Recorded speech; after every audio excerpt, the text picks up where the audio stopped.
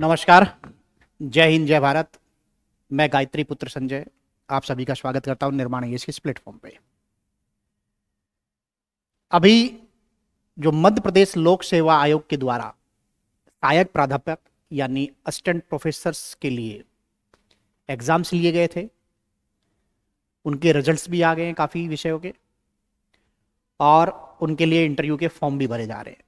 ठीक है, परंतु एक लगातार फोन कॉल्स या 2022 के जो इंटरव्यूज हमने भी लिए, बाकी संस्थानों ने भी लिए, उसके बाद से एक बड़ी तनावपूर्ण स्थिति ये बनी हुई है कि इंटरव्यू आखिर है क्या, क्या करें उसमें, क्या ना करें। जहां एक तरफ 9 नंबर भी आ रहे हैं उसी विषय में, वहीं 90 भी नंबर आ रहे हैं, 93 तक हिस्ट्री में नंबर आए हैं, 10-11 नंबर भी आए हैं। क्या चेक हो रहा है? ऐसा क्या है कि एक ऐसा व्यक्ति जो उस विषय में दो चरण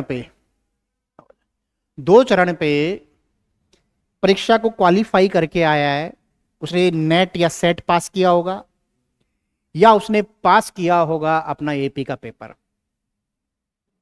क्या वो विषय की जानकारी मात्र इतनी रखता है कि 9 नंबर लायक इंटरव्यू में होगा? 11, 12, 15, 17 नहीं ना। क्या उसकी जानकारी मात्र 9-10 नंबर, 9-10% के लायक होगा? जहां एक तरफ तो वो रिटर्न में अच्छे नंबर लाने के बावजूद वो इंटरव्यू कॉल हुई होगी ना, पर तो क्या इतना नकारा है कि उसके नंबर नहीं आ रहे हैं? कुछ तो विशेष कारण होगा। एक कारण, पहली बात, या तो हमें समझ नहीं है इंटरव्यू जो लेने वाले लोग हैं उनका मंतव्य क्या है, उनका उद्देश्य क्या है, पहली चीज। या पता है तो मैं उस तरह की अपनी जांच नहीं करवा पा रहा हूं कि जो उन बाबाओं को चाहिए साक्षात्कार में, है ना। इन दोनों ही भ्रांतियों को दूर करने के लिए आज मेरी 10-15-20 मिनट की क्लास है, ज्यादा लंबी नहीं लूंगा, और फिर नियमित अभी कुछ क्लासेस लगातार आएंगी क्योंकि आपके पास समय है। तो सबसे पहले तो मैं आपको ये कहूंगा कि कोचिंगों के उन जंजाल से बच के रहना जो 5, 10, 20 हजार तक भी फीस लेने की इच्छा शक्ति रख रहे हैं इस साक्षात्कार के प्रोग्राम के लिए, खासतौर से हमारे इंदौर जैसी शहर में, कि 5 मॉक है, 3 मॉक है तो 5,000, 5 मॉक है 10,000, ऐसी ऐसी फीसें वहां पे ली जा रही है। और मेरा ये कहना है कि इंटरव्यू में इतनी मोटी फीस का कोई औचित्य नहीं है, मूर्खता ना करें। और मेरी इस क्लास के बाद से आपकी सारी भ्रांतियां दूर भी हो जाएगी। ठीक है, अब सबसे पहले मैं एक दो चीजें बहुत बच्चों की तरह तर्क के साथ में क्लियर कर दूं। पहले तो ये मुझे बताइए कि इंटरव्यू ले कौन रहा है आपका, है ना, कौन ले रहा है? एमपीपीएससी।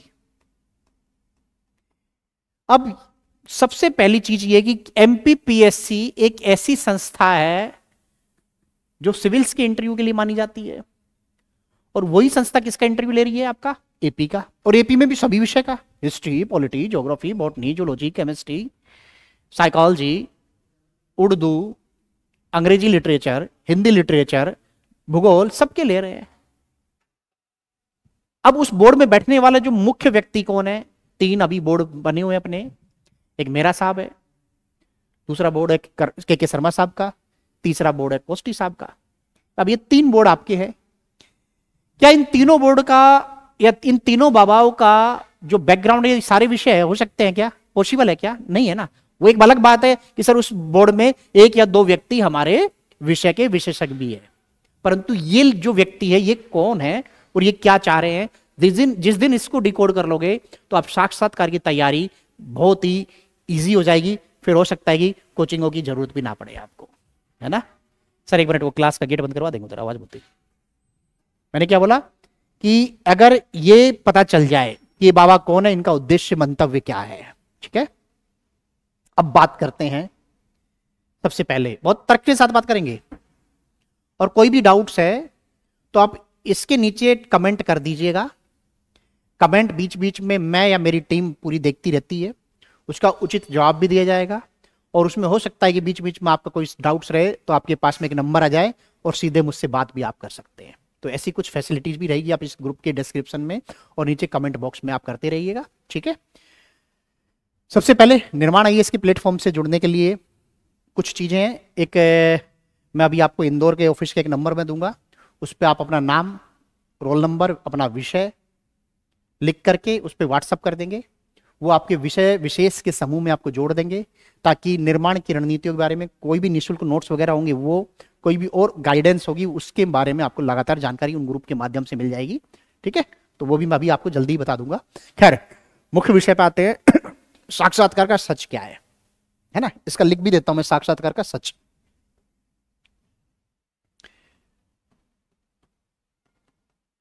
साक्षात्कार का सच।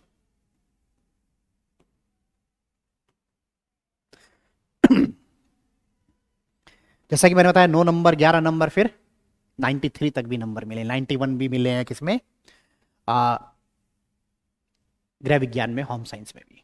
ठीक है, अब पहले मैं 2 एग्जाम्पल से चालू कर रहा हूं, फिर आते हैं बाबाओं की पृष्ठभूमियों पर, उनकी मानोविज्ञान पे, उनकी साइकोलॉजी पे फिर आएंगे।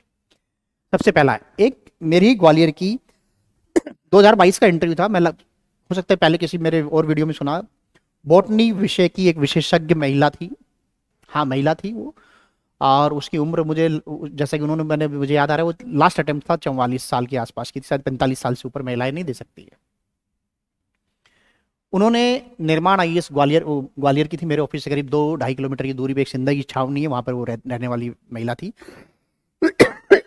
उसका साक्षात्कार 19 तारीख को पहले दिन था। उससे पहले वो निर्माण का ऑनलाइन के माध्यम से मॉक दे रही थी। पहले मॉक में भी मैं था उसके में, और पहले मॉक के बाद में मैंने उसको फीडबैक में बोला, बेटा कम से कम फिजिकल मॉक जरूर देना।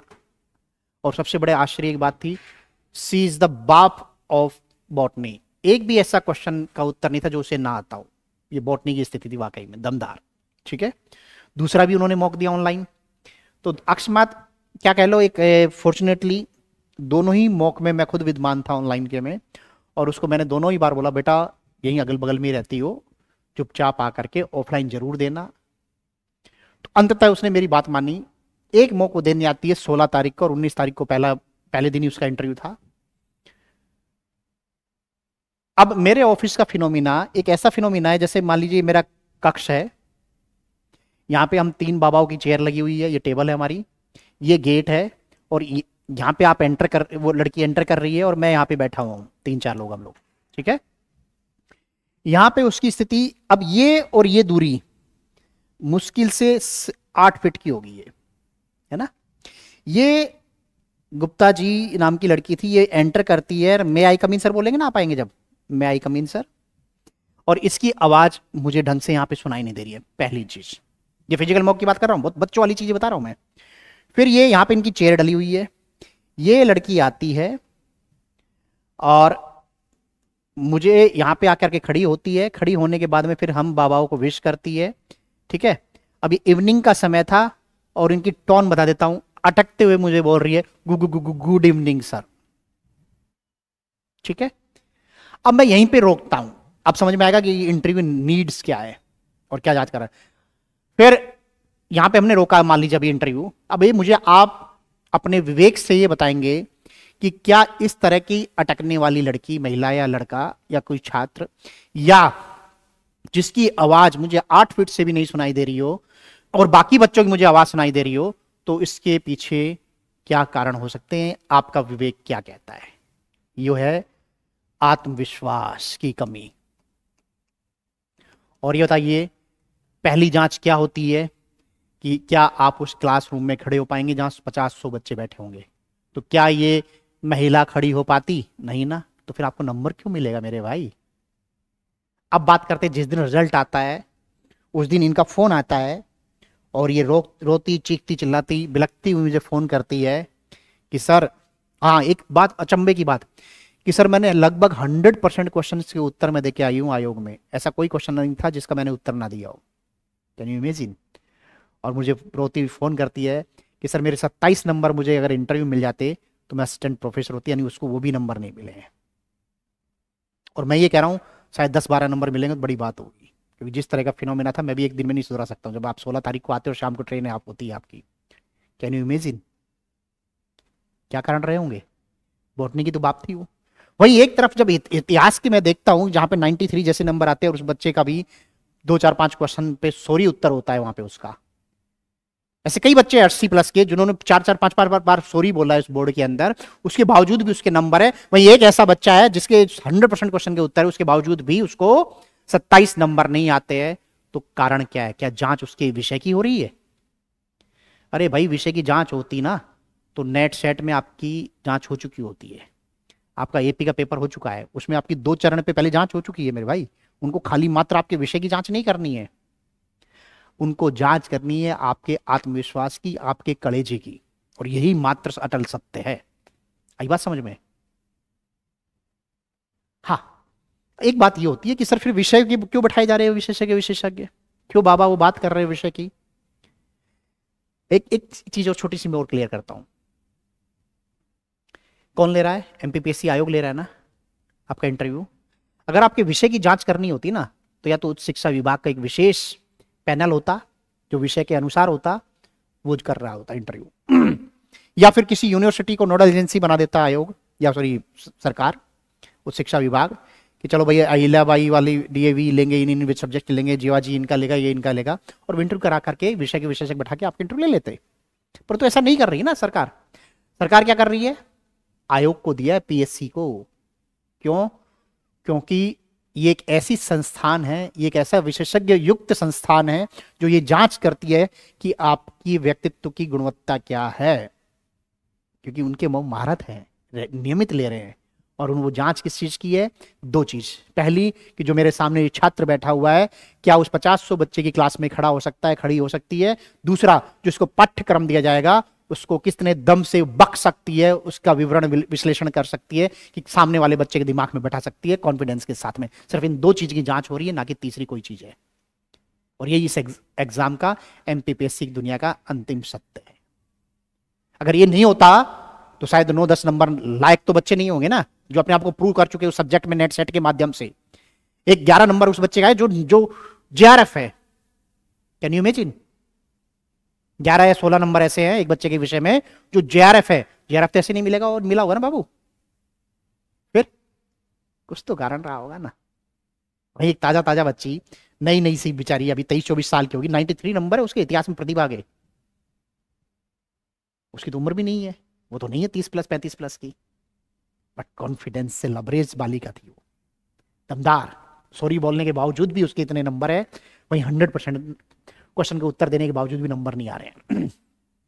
ऐसे मेरे पास में तमाम एग्जांपल्स है, और आप जाके देखना अलग अलग विषय के, या आपके विषय के जो 22 के रिजल्ट्स आए हैं उनके नंबर तो जाके देखो यार इंटरव्यू के, पूरी पिक्चर क्लियर हो जाएगी। कुछ इसके पीछे हम कोचिंग वाले भी है जिम्मेदार हैं कि आपको कई कोचिंग तो ऐसी, मैं पता नहीं क्यों मूर्ख बनाते हैं यार, आपके अंदर भी कलेज, मतलब भगवान भी कुछ चीजें होती होगी, क्यों महीने 2 महीने से क्लास लगाए जा रहे हैं आपके विषय की। अरे मेरे भाई, आप खुद से सोचिए कि क्या इंटरव्यू को कोई सिलेबस दिया है क्या? आप नहीं दिया ना। आपको पता है क्या पूछेगा? जैसा पता ही नहीं तो क्या पढ़ा देगा यार आपको कोई कोचिंग वाला। अरे विषय की बात, विषय का तुम पढ़ते ही आ रहे हो ना यार। नेट सेट भी तुमने पास किया, एपी भी तुमने पास किया है ना। फिर अब एक नेचर और देखा होगा, जब पहला बाबा जब बच्चों से बात करा, क्या पूछ रहा है? अच्छा आइए, क्या नाम है आपका, कहां से आए हैं, अच्छा आपके नाम का अर्थ क्या है। अब आप सोचिए, बोटनी के इंटरव्यू में अगर वो अहमदाबाद विमान दुर्घटना हुई थी उसके बारे में भी पूछ रहा है कि किस कंपनी का विमान था, बोटनी में क्या जरूरत है भाई। वो पूछ रहा है कि हिंदू की परिभाषा क्या है, हिंदू किसे है, हिंदू क्या धर्म है। वो हिंदू राष्ट्र जैसी अवधारणाओं की बात करता है। वो रामचरितमानस की चौपाई है, ढोल गवार शूद्र पशुनारी सकल ताड़न के अधिकारी, इसका अर्थ पूछ रहा है। वो भी साइंस वाले विषय के वाले की व्यक्तिगत क्या जांच कर रहा है वो, कि वो देख रहा है कि कोई भी चीज अगर अटपटे भी क्लास में आए तो इसका चेहरा चौकटे में तो नहीं बदल रहा है, चेहरा बिकम फ्रेम तो नहीं हो रहा है, तनाव में तो नहीं आ रहा है। वो जांच हो रही है मेरे भाई। और हम लोग रगड़े पड़े हैं पाठ्यक्रम को। हाँ पढ़ना है, पाठ्यक्रम को सामान्य रूप से पढ़ना है, क्योंकि इसलिए पढ़ना है ताकि कॉन्फिडेंस मेंटेन करके जाए। जब मैं उस रूम में घुसने से पहले मैं आई कमीन कर करूं तो मेरे पास में मेरे सारे अस्त्र शस्त्र तैयार रहे, ताकि मैं कॉन्फिडेंस से लबरे रहूं। वो पढ़ना है, सामान्य रूप से पढ़ के जाना एकदम। अभी मैं आगामी क्लासेस में भी बताऊंगा कि और इंटरव्यू का सच क्या है, कि मैं इंटरव्यू में ब्रह्मा जी बोलता हूं आपको। हाँ, मेरे 3 वीडियो पढ़े हैं, वो सुन लेना, लगभग उसी के आसपास की क्लास रहेगी। एक हमारा निर्माण प्लस का, जिस पे अभी सुन रहे हैं, निर्माण प्लस का जो यूट्यूब का चैनल है उस पे जाना है आपको, ठीक है, और उस पे डालना है असिस्टेंट प्रोफेसर, ठीक है, एमपीपीएससी। तो मेरे 3 वीडियो मेरे आएंगे, है ना। एक वीडियो एनईपी पे आएगा संजीव सर का, उसको सुन लेना, और एक डेफ के ऊपर भी है।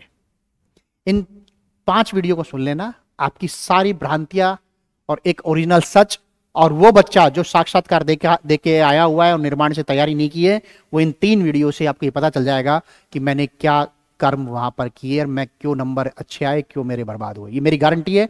इन 3 वीडियो से आपके ज्ञान चक्षु सारे खुल जाएंगे, ठीक है।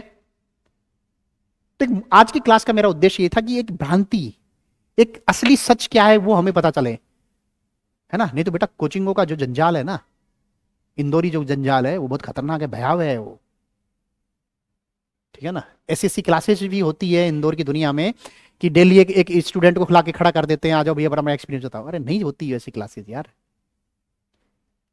इंटरव्यू नौटंकियों से नहीं होता है मेरे भाई, कि मेरे छात्र बर्बाद हुए हैं इससे। इसलिए मैं ये पीड़ा में बता रहा हूं, मैं किसी संस्थान की बुराई कभी नहीं करता मेरे अपने प्लेटफॉर्म से, ना मैं अभी नाम भी ले रहा हूं, है ना। बट जब अपने बच्चे जब बर्बाद होते हैं ना, कई बार क्या होता है ना, जब बहुत सारी चीजें जंजाल दिखता है, जैसे ना कई शादियों में बड़ी बड़ी अलग अलग 4 आइटम एक्स्ट्रा दिख जाती है, मानी जाती है शादी बहुत बड़ी हो गई, तो कई बार ये लगता है अरे यार निर्माण वाले खाली मौके तो करा रहे हैं यार, ये संजय सर की 3 क्लास तो फ्री में ही पड़ी है, क्या मिल रहा है यहाँ से। तो बेटे 3 क्लास ही सब कुछ है यार, है ना।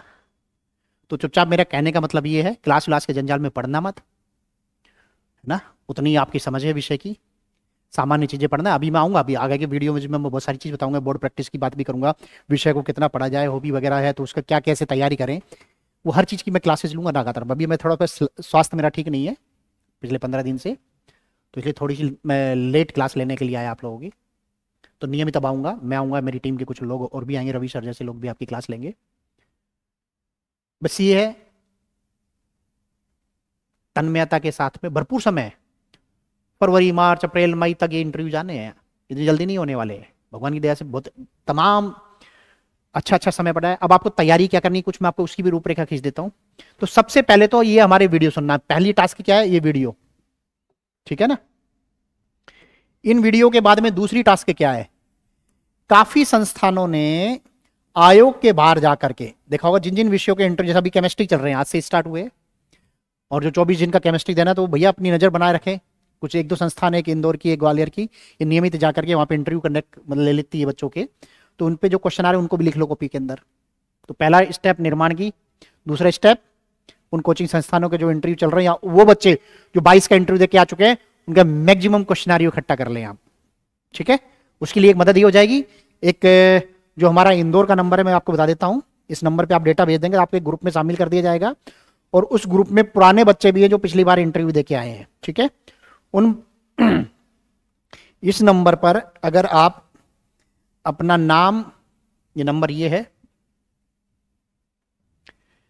8817869810, 8817869810।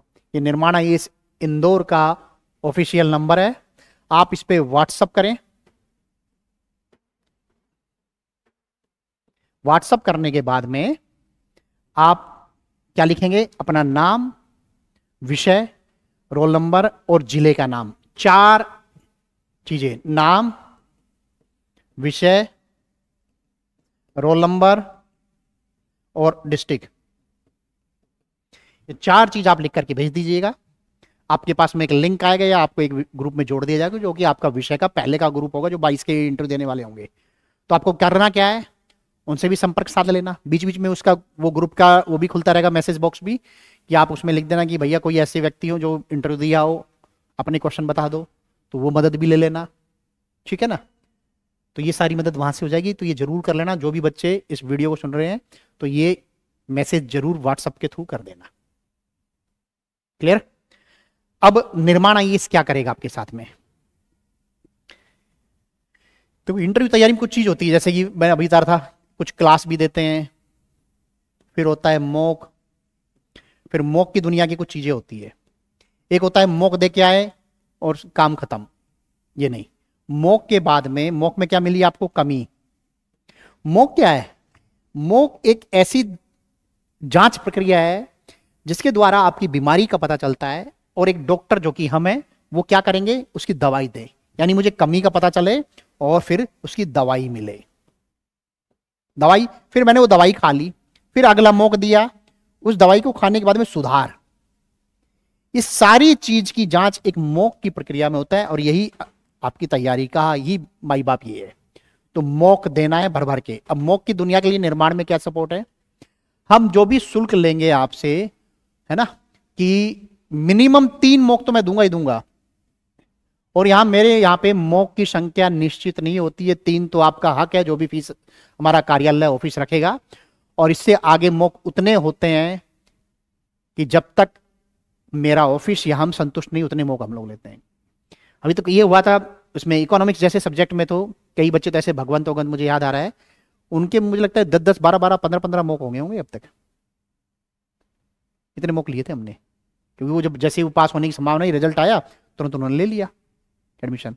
मोक दे रहे भर भर करके। मेरे ग्वालियर में बच्चे, इतिहास में तो मेरे पास अच्छा रिजल्ट है, सोशियोलॉजी में भी अच्छा है, पहली रैंक भी अपने यहाँ से रहा है इंद्र बाबू, है ना। पबेड में अच्छा रिजल्ट है, हालांकि वो रिजल्ट हम लोग ज़्यादा डिस्प्ले नहीं करते क्योंकि हमारा मेन स्ट्रीम का कोर्स नहीं है, बट जो अपने बच्चे जब पास होते हैं तो हमें ये फिर लास्ट ईयर से चालू करना पड़ा कोर्स। तो कुल मिला के कहने का मीनिंग ये है कि मोक ही आपका अंतिम सत्य है, इस पे फोकस करें, ठीक है। और मिनिमम आपके कोशिश होगी 2 मोक में मैं स्वयं भी बैठूंगा, ठीक है ना। ये लगभग मेरी एक कोशिश होती है, और मैं जिसको पूरा भी करता हूँ। बस अभी कुछ दिन से स्वास्थ्य की गड़बड़, ये मुझे लगता है 10 एक दिन में वो ठीक हो जाएगी। वो बैकबोन में थोड़ी दिक्कत आ गई थी, चोट वोट लग गई थी, तो बाकी चीज़ें अच्छी रहेगी, ये मेरी गारंटी है। तो आप ज्वाइन कर सकते हैं, खासतौर से अभी जो मैंने नंबर बताया उस पर भी आप बात कर सकते हैं, ठीक है ना। तो अपना रजिस्ट्रेशन करा करके और पहला मोक तुरंत दें। मैंने क्या बोला है? पहला मोक तुरंत दें, ताकि आपको ये पता चल जाए कि तैयारी कैसे होती है, क्या करना है मुझे, है ना। उसके बाद में गैप करिए ना, किसने कहा है। और बिना तैयारी के मोक दो पहला, आपको पता चलेगा उस ऑफिस की जरूरतें क्या है, आना जाना, बैठने का तरीका, आई कॉन्टेक्ट, वे सबके फिजिकल एप्टीट्यूड क्या होता है ना। और ये जाके 3-4 मौकों में तो बेटा यही सेट हो पाता है, आपकी नॉलेज की बाद की चीज है। तो इसीलिए निर्माण में मौक उपादेय था है कि भर भर के मौक देना है। दूसरा मौक कहाँ देना चाहिए आपको? जो आपका यूनिवर्सिटी कॉलेज है ना, वहाँ के प्रोफेसर्स को पकड़ो यार, उनसे रिक्वेस्ट करो, वो भी 1-2 मौक ले लें आपके। फिर एक अच्छा ग्रुप बनाई मित्र मंडली का, उनमें मौक दो भर भर करके, है ना। या ये निर्माण का ग्रुप बन गया, या जब मौक देने हो 4-5 लोग एक साथ मिल जाते हो, आपस में मौक देने स्टार्ट करिए, ये काम करना है। और एक चीज और, हर जिले में एक पीटीसी होती है, प्री ट्रेनिंग सेंटर्स होते हैं, जो STSC जो विभाग चलाता है ना, वहाँ पे फ्री मॉक होते हैं, उसको जरूर देना। इंदौर में भी है, ग्वालियर में भी है, और लगभग हर शहर में, जो भोपाल में भी है, जबलपुर में भी, वहाँ पे भी आपको इंटरव्यू देने चाहिए, ठीक है। वो फ्री में होते हैं और अच्छे लोग बैठते हैं, ठीक है ना। तो ये जरूर काम करना है। बाकी फिर से मैं अगली क्लास में आऊँगा, ठीक है। कोई भी डाउट्स हो तो आप इसके कमेंट बॉक्स में आप लिख दीजिएगा। और नियमित हमारे जो मॉक होंगे, ग्वालियर और इंदौर दोनों संस्थान पे लगभग सभी विषय के होंगे, उम्दा किस्म के होते हैं, और जिन्होंने दिया है पहले वो जरूर एक दूसरे से बात करें, फिर शायद आपको गुणवत्ता का भी पता चल जाएगा, है ना। ठीक है, चलिए, जय हिंद, जय भारत, धन्यवाद।